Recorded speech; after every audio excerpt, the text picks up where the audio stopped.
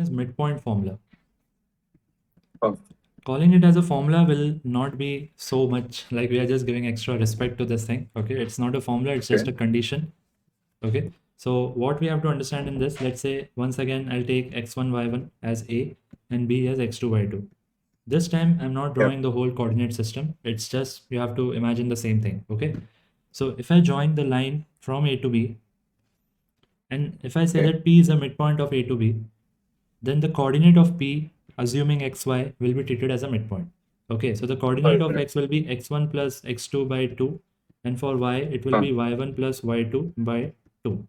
This is midpoint formula.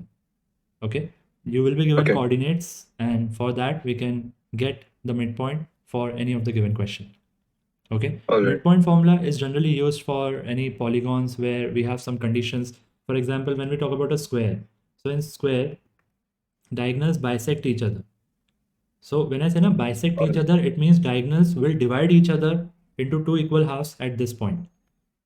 So let's say if I have coordinate of a as 2 comma 3, and if I have coordinate of b as 3 comma not 3, let's say 6 comma 0. Okay, so I can get the midpoint of this very easily. Okay, I have to just use this formula, 2 plus 6 by 2 and 3 plus 0 by 2, I'll get this.